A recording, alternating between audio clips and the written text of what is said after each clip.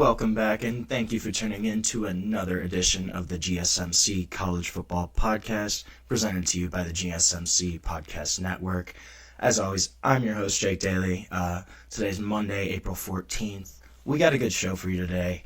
A lot of stuff happened over the weekend in college football. We're going to cover some Nico Iamaleava drama, as well as the death of former LSU wide receiver Kyron Lacey.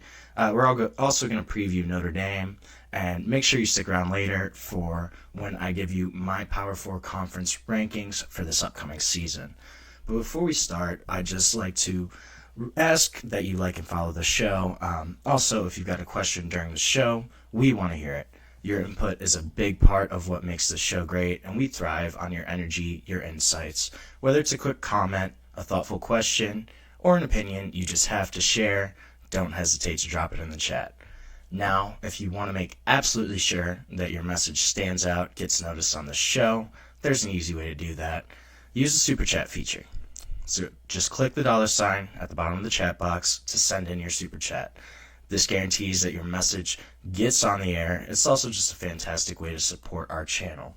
We rely on your support to keep bringing you the sports content that you love, and we appreciate every bit of it. So go ahead, let us know what you're thinking, hit that super chat button, and let's keep this show as interactive, as exciting as possible. And if you prefer, you can also go to gsmcsport.net to tip, donate, leave a comment or question there. We couldn't do what we do without your support, and we are so grateful to have you as a part of our community here at GSMC. So, let's talk a little bit about Nico Iamaleava. Obviously, this situation kind of played out at the end of last week. I touched on it on Friday. We didn't know really what was going on, if he was coming back to practice, what was happening there in Knoxville. So it did come out that Josh Heupel, Tennessee head coach, kind of commented on Nico's situation, said he would not be with the program going forward.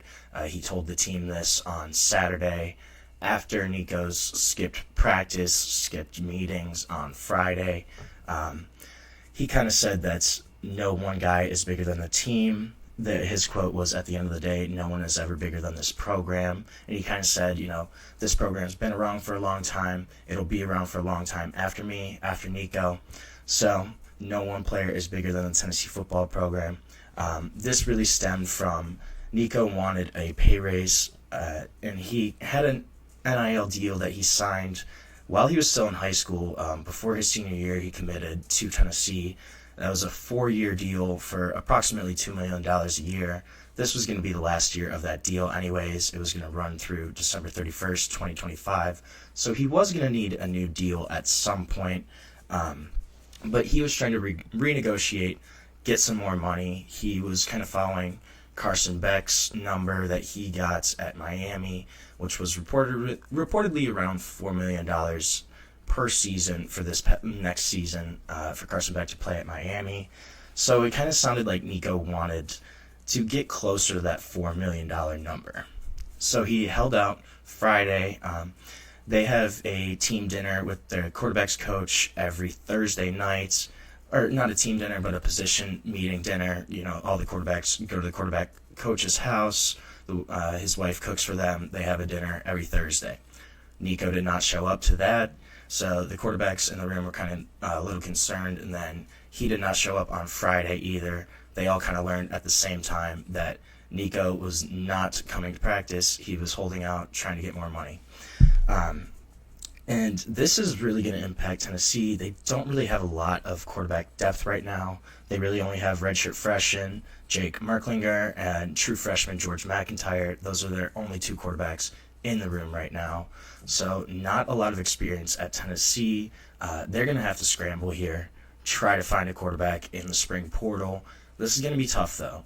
There's probably not going to be a lot of guys that are starting options in the portal. There are a number of high-profile quarterback competitions across the country right now. Alabama, Ohio State, Notre Dame, Georgia, just to name a few. So it's possible that one of those guys that maybe they are leaning towards losing that competition right now, maybe they enter the portal, see if they can get a shot at Tennessee. But this is also going to kind of limit what Nico can do. So this is April. Most of your Division I programs, especially at these power conferences, they've kind of already established who's going to be at quarterback, or at least the contenders for their starting job. Most of these guys have brought in quarterbacks already to kind of compete. So it's going to be interesting to see where he ends up. Probably West Coast is going to be more likely. Nico is from California, so it's probably more realistic that maybe a school like UCLA, who doesn't really have an established starter, maybe they try to throw some money at Nico. And Tennessee really went to bat for Nico Iamaleava. I cannot pronounce that name for the life of me. It's really giving me issues right now. But they have gone to bat for him. There was a lawsuit where the NCAA was kind of going at Tennessee after his high school NIL deal, basically trying to say that, they couldn't sign NIL deals before they actually got to college. Tennessee went to bat. Nico was in very real danger of being ruled ineligible. They ponied up. They got all their lawyers, fought the NCAA on that, and were able to get him remaining eligibility. He was still able to play. This was something where Tennessee really stuck their necks out for Nico Iamaleava, and he kind of threw it back on them and is now transferring. You can't really blame the kid. He does want more money, and it makes sense for the going rate right now. The issue is that he really didn't play like a top 10, top 15 quarterback last year. He had flashes, moments of brilliance, but most of his touchdown passes last season were either in their warm-up games in the first couple weeks of the season, where they're playing some lower-level opponents, group of 5 guys, and then 4 of his touchdowns in SEC play came against Vanderbilt. That was kind of his really big SEC game. So he's shown the tools, he's shown the traits of why he was a 5-star, why he was so highly recruited, but he hasn't really shown the production, that level to get this kind of money that he wants. I think it's going to be kind of interesting to see if he actually does get that $4 million. From what I've seen, what I've read, it doesn't really seem like that's a reasonable number. It's probably going to be around $3 million for Nico. But honestly, his market value is probably less than that. He's probably pretty lucky to have the contract he did at Tennessee. But he's still going to try. He's still going to try and go somewhere else.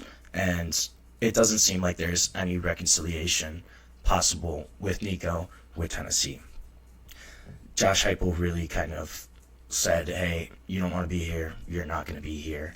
I don't really see them. I don't really see a point where they kind of come back together and say, hey, we both kind of messed up. Nico's like, I didn't really want to leave here. This is kind of the best place I'm going to be in terms of weapons around me, resources, talent, ability to compete for a college football playoff spot. This is really probably his best situation that he can get in terms of just the guys around him, in terms of what this team can do. Some people in Tennessee and around that program really kind of think that this might not be Nico's decision fully. Reportedly, his family has a lot of influence there. Nick Iamaleava Sr., I don't know if they have the same middle name, but they have the same first name. His father, he's kind of really been a deciding factor in what Nico's done, going back to high school. He kind of pushed that NIL deal with Tennessee, was the one that really set it up, got that in motion, and he was always around Tennessee's practices. He was very present there in the past, just attending pretty much every spring practice, attending every practice he could. He was always around the program, and we kind of knew that something was up when he didn't show up on Thursday. He didn't show up on Friday, obviously. And this is something that it might be more attributed to some outside external factors than we know of. Something similar kind of happened with Nico's younger brother, Madden, who is a 4-star quarterback prospect. He was a 2025 recruit. And he transferred 3 games into his season this past year out in California, I forget the original high school, he transferred to Long Beach Poly. They ruled him ineligible. Him and one of his wide receivers, they both transferred together. They kind of cited chemistry as well as the ability to get different coaching as the reason for that transfer. But it really kind of seemed as a move to position themselves better at the next level. Malachi was a UCLA commit, ended up flipping on signing day to Arkansas, and him and his father, Nick, both said that they had never even visited Arkansas, hadn't seen the school yet, and he flipped right on that day to Arkansas, to a school he had never seen before. So that kind of seemed like it was maybe a financially driven decision. And now looking back, this is kind of something that we've seen play out for a little bit. So December, his father, Nico's father, Nick, posted some tweets. One said, quote, "Need all the help we can get," with laughing emojis, kind of fueled the speculation that, hey, maybe Nico is actually exploring transferring. And another concern within the Tennessee program was kind of Nico's demeanor, just his personality. People in the program described him as pretty quiet. One even used the word aloof. And there was apparently some doubt of whether he could actually be, a vocal leader, which is a lot of times that's something that you want your quarterback to be, especially if they're a high-level quarterback. You want that to be a leader in your locker room. That's a voice that you need to hear. And a lot of successful teams, they have guys like that at quarterback. So, and it sounds like his leadership wasn't really a natural skill. He's struggled at times to really try to command the team, take control of the team, especially he was a first-year starter last year, still a young kid. And that was something that he kind of had issues with. So that's going to be something to look for when he goes to a new school and has all new people around him. Obviously, transfer guys, you want them to kind of come in and be a leader on your team, especially if you're bringing in a quarterback, especially one that's going to cost you multiple millions of dollars, and kind of the way the situation played out. Now, I really wonder what, his new teammates are going to think at wherever program Nico ends up at, because this definitely burned some bridges at Tennessee. One of Tennessee's tight ends, who was a transfer from Alabama, expected to be one of the main parts of their offense. His name is slipping my mind right now, but he was quoted. He kind of said that we believe in the guys that are here, the guys that are still in this locker room, the guys that are still in this program, coming in, working day in, day out. And it kind of seemed like a subtle dig at Nico, and maybe just the fact that he didn't really want to be there. Guys can see that, players can see that. I think it's going to be interesting to see where he ends up, and if that's going to be a chemistry concern, kind of just from this whole fallout of him holding out, him transferring schools kind of late, especially. You're already in the spring, you're an established starter. This is kind of an unprecedented move. So we're going to see kind of the fallout of this. I wonder who's actually going to be in contention for where Nico will end up. It's going to be something that's going to be interesting to look at. So we're going to watch. We're going to see. The portal opens in 2 days, and Nico is going to be the number one guy talked about in the portal. So we're going to take our first break of the show. When we come back, we're going to touch on a tragic situation that happened this past weekend. Kyron Lacey, former LSU wide receiver, passed away. We're going to kind of talk about that a little bit and what happened. But first, we're going to take our first break of the show, and we'll be back shortly on the GSMC College Football Podcast.